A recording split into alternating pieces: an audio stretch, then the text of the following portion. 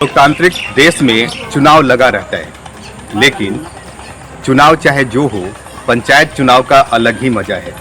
गांव की गलियां गुलजार हो जाती है और लोग चौक चौराहे पर चौपाल लगाकर चर्चा में जुट जाते हैं। मरहौड़ा में 10वें चरण में पंचायत चुनाव का मतदान होना है और यहाँ भी स्थिति अब धीरे धीरे बढ़ने लगी है, गर्माहट बढ़ने लगी है। न्यूज़ 24 बिहार की टीम आज मरहौड़ा प्रखंड के बरदहिया पंचायत में है। यह पंचायत रिजर्व पंचायत है अति पिछड़े वर्ग के लिए। जानेंगे इस पंचायत में चुनावी सरगर्मी कितनी है और कौन अपनी जीत का कितना दावा कर। मरहौड़ा प्रखंड का ये बरदहिया पंचायत है। कहा जाता है प्रखंड का ये वो पंचायत है जो एकदम से बीच में स्थित है। तय है बीच में होने से इसका विकास भी तेज होना चाहिए था, लेकिन स्थिति क्या है इसको आज इसी पंचायत में जानेंगे। पंचायत चुनाव जारी है, लोग जनसंपर्क में जुटे हैं। हमारे बीच फागुनी देवी के पक्ष में प्रचार कर रहे लोग यहाँ इकट्ठा है, उनके प्रतिनिधि हमारे बीच मौजूद हैं। जानेंगे इनसे कि पंचायत में इनकी स्थिति क्या है और विकास के किन मामलों में ये पंचायत अब तक अधूरा है। वो ख्वाब जो इस पंचायत का था जो पूरा नहीं हो सका है। क्या स्थिति है इस पंचायत? स्थिति किस पर्पस में पूछ रहे हैं आप? विकास को लेके पूछेंगे जी, विकास के मामले में हमारा जो पंचायत है हमको लगता है कि 20 साल पीछे हो गया है। क्या कारण रहा कि विकास आपको नहीं दिखता? ऐसा क्या कमी देखते हैं कि विकास आपको दिखाई नहीं देता? 10 सालों में कोई काम नहीं हुआ है, कोई भी सुचारू ढंग से काम नहीं हुआ है। क्या काम नहीं हुआ? क्या होना चाहिए था, क्या नहीं? देखिए, नल जल को जो व्यवस्था है, जो मुख्यमंत्री का जो ड्रीम प्रोजेक्ट था साथी योजना में, ये जिसमें नल जल भी था, नल जल का जर्जर स्थिति है। समय पर पैसा नहीं मिलने के कारण वार्ड जो अध्यक्ष हैं उनका काम पूर्ण रूप से नहीं हो पाया है और जो हुआ है वो बढ़िया ढंग से नहीं हो पाया है। आप मुखिया अभ्यर्थी फागुनी देवी के पति हैं, उनके प्रतिनिधि भी जी प्रचार अभियान का आपने जिम्मा उठाया है। आपको अपने भ्रमण में क्या कमी दिखता है इस पंचायत में?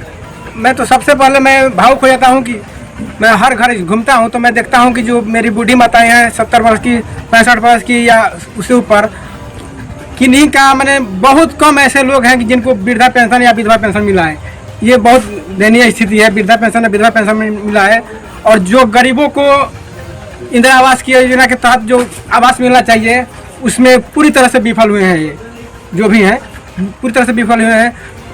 हमको लगता है क्या कारण है क्या कारण नहीं। आज राशन का क्या होना चाहिए था आपके पंचायत में और क्या नहीं हुआ है? मेरे दृष्टि से तो कोई भी काम नहीं हुआ है। क्या होना चाहिए था? नल जल की स्थिति बढ़िया होना चाहिए। हर घर में नल की पानी मिलना चाहिए, नल का पानी मिलना चाहिए जो नहीं मिल पा रहा है। और नली गली वो भी कहीं भी नहीं बना है। नली गली भी बनना चाहिए था। हर गरीब को इंदिरा आवास के तहत आवास मिलना चाहिए था। हर गरीब को राशन कार्ड मिलना चाहिए था, वो भी नहीं मिल पाया है।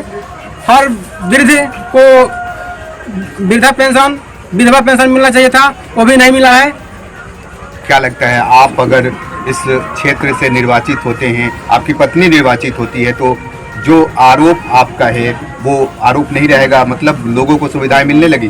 बिल्कुल बिल्कुल, मेरा प्रयास यही रहेगा और मैं यही सब सोच कर मैं आया हूँ। मैं कोई नेता नहीं हूँ, मैं समाज के सेवा के लिए ही मैं पंचायत चुनाव में आया हूँ और मेरा चुनाव ही मैंने सेवा ही प्राथमिकता होगा। हर क्षेत्र में मैं प्रयास करूँगा कि बेहतर से बेहतर करूँ। पिछली बार आपकी पत्नी चुनाव मैदान में थी, पिछली बार सफलता नहीं मिला था। इस बार क्या स्थिति दिखता है आपको? बहुत ही स्थिति अच्छी है। मेरी पत्नी पिछली बार कुछ मतों के अंतराल से हार गई थी और मेरे पास सिंपैथी वोट भी हैं। लोग सोच रहे हैं कि पिछली बार कुछ मतों से लोग हारे हैं या हारे हैं, इनकी पत्नी हारी है, तो सारे लोग मेरे साथ हैं और परिवर्तन की लहर दौड़ चुकी है। मेरे पक्ष में सारे लोग हैं और अच्छे से वोट करेंगे, हमको जिताने का काम करेंगे, हमें पूरा विश्वास है। पूरे बिहार में बदलाव का एक दौर चल रहा है। अधिकतर प्रखंडों में 70 से 80% निवर्तमान मुखिया हार जा रहे हैं चुनाव। क्या लगता है आपका पंचायत भी बदलाव की ओर है? बिल्कुल बिल्कुल, परिवर्तन की लहर दौड़ चुकी है और परिवर्तन होकर रहेगा। आप अपने गांव के लोगों को क्या भरोसा दिलाना चाहिए? मैं सभी देवता तुल्य गर्जियों एवं मतदाताओं को कहूँगा कि मुझे वोट करें और मुझे विजय दिलाएं। मेरी जीत नहीं होगी, पूरी पंचायत की जीत होगी, एक ही व्यक्ति की जीत होगी। और हम की अभिरुचि रही है और पंचायत के गतिविधियों में भी ये सक्रिय रहे हैं। इनसे सीधे सवालों से पूछते हैं कि आपके पंचायत में क्या कमी है और क्या हो सकता है कि पंचायत विकसित बने। नागेंद्र जी, क्या कमी दिखता है आपके पंचायत? हमारे पंचायत में सभी विभागों में ही कमी है। हमारे यहाँ तो इंदिरा आवास बना है, जितने भी इंदिरा आवास अभी तक 10 साल में बने हैं कोई कंप्लीट नहीं हुए हैं। सभी इंदिरा आवास से सभी लाभुकों से 10, 20, 30, 40, 50 हज़ार रुपया तक वसूला गया है। यहाँ के जनप्रतिनिधियों का यही काम है और इंदिरा आवास का केवल दलाल रखे हैं और सुनने के लिए, और इंदिरा आवास कहीं कंप्लीट नहीं हुआ। आप एक आप जांच कर लीजिए, ब्लॉक से लिस्ट लेकर के आप जांच करवा लीजिए, किसी का भी इंदिरा आवास कंप्लीट नहीं है। अगर इंदिरा आवास में पैसे लिए गए हैं तो जनता भी दोषी है कि पैसा देती है। जनता तो मजबूरी में है ना सर, कि जनता तो मजबूर है कि हमको नहीं देंगे तो हमारे नाम काट करके दूसरे का दे दिया जाएगा। इसलिए जनता वहाँ दोषी नहीं है, जनप्रतिनिधि ही दोषी है।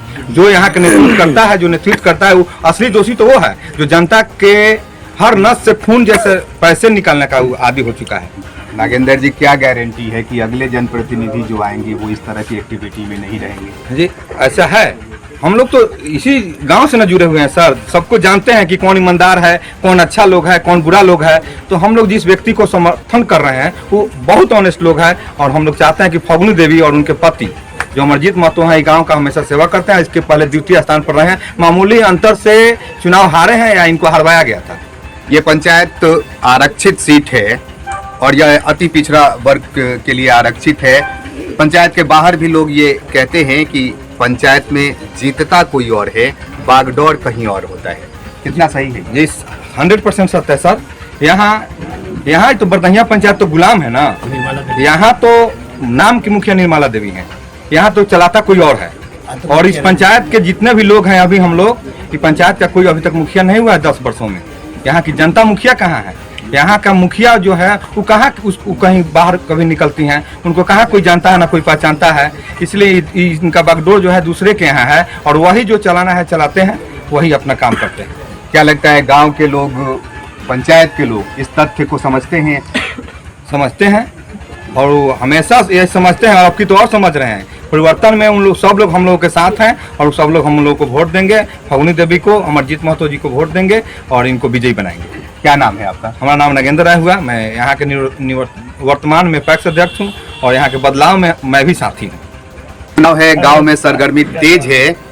आज बरदहिया पंचायत में टीम है, तो जानते हैं अन्य लोगों से भी कि क्या स्थिति है इस पंचायत की और किस तरह से लोग इस बार अपनी मनोदशा रखे हुए हैं और क्या कुछ होने वाला है इस पंचायत में। हमारे बीच क्या नाम है आपका? रघुवंश यादव। रघुवंश यादव जी हैं। जानेंगे कि पंचायत की क्या स्थिति है और आने वाले चुनाव में 8 दिसंबर को मतदान होना है, तो क्या कुछ यहाँ की जनता कह रही है? क्या कह रही है यहाँ की जनता?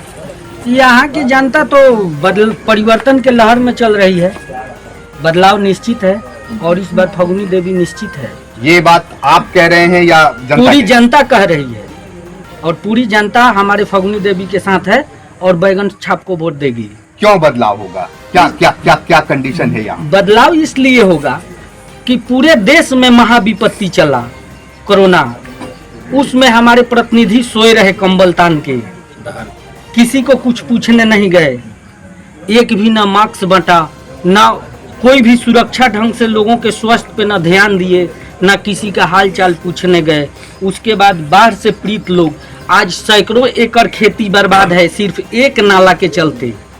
सैकड़ों एकड़ खेती पीछे में बर्बाद है जो आपके सामने, जिसका लोग मतलब सामना कर रहे हैं। क्या सैकड़ों एकड़ खेती से क्या किसान को लाभ नहीं होता भैया? वर्तमान समय में रोजगार भी एक बड़ा मुद्दा है। गांव के अधिकतर लोग बाहर कमाने जाते हैं। क्या स्थिति है यहाँ? रोजगार के साधन पंचायत स्तर पर विकसित हैं कि? मतलब इतना रोजगार तो इतना दिए हैं कि मनरेगा वाले को 200 देते हैं और 3000 अपने जेब में डालते हैं। ये तो जनता से पूछने वाली बात है। मात्र 200 रुपए मिलता है और उनसे अब सिग्नेचर कराकर पैसा उठवा कर रख लेते हैं। उनकी ये हालात हैं। उसके बाद जिस शब्द से जनता को वो सम्मानित करते हैं, जाने के बाद वो तो जनता जान ही रही है कि कितने बड़े शब्द से सम्मानित करते हैं। गाली के सिवा वो जानते क्या है? वो बहुत बड़ा पढ़े लिखे व्यक्ति थोड़ी है कि महाभारत रामायण की बात करेंगे। गाली सीखे हैं, गाली देते हैं यहाँ के जनता को, यहाँ के लोगों को। जिसके मतदान से वो राजा बने हैं उनको गाली देते हैं। क्या नाम है आपका? हमारा नाम रघुवंश प्रसाद यादव है। शिक्षक भी हैं। कहा जाता है कि शिक्षक जहां होते हैं वो समाज आगे बढ़ता है। निश्चित रूप से लोकतंत्र, सफल लोकतंत्र में शिक्षकों की भूमिका भी बड़ी महत्वपूर्ण है। जानेंगे शिक्षक महोदय से कि लोकतंत्र को सुदृढ़ बनाने में, लोकतंत्र को आगे ले जाने में ये आम मतदाताओं को किस तरह से जागरूक करना चाहिए। सर देखिए, सबसे पहले मैं कहूँगा कि अगर कोई भी मुखिया बनता है तो उसमें शिक्षा, स्वास्थ्य पे सबसे ज़्यादा ध्यान देना चाहिए, जो कि हमारे बरदहिया पंचायत में शिक्षा और स्वास्थ्य पर बिल्कुल ध्यान कोई नहीं देता। मैं ये नहीं कहूँगा कि मुखिया अमुक आदमी बने तो मेरा विकास होगा, मुखिया दूसरा आदमी बनेगा तो विकास हो जाएगा। विकास हमको तभी दिखाई देगा, किसी भी प्रत्याशी से हम यही अपील करेंगे कि शिक्षा, स्वास्थ्य और हमारी जो गरीब जनता है उनका ध्यान रखें। आम मतदाताओं को वोट देने के लिए क्या, कैसे प्रेरित करें? देखिए, आम मतदाताओं से मैं यही कहूँगा कि वोट आपका अधिकार है, आप वोट निश्चित रूप से दें, लेकिन सही ढंग से देख करके दें कि कौन प्रत्याशी मेरा विकास करेगा और कौन मेरा पंचायत बर्बाद करेगा। इसको मद्देनजर रखते हुए तब दे आप वोट। क्या नाम है आपका? मेरा नाम निरंजन है।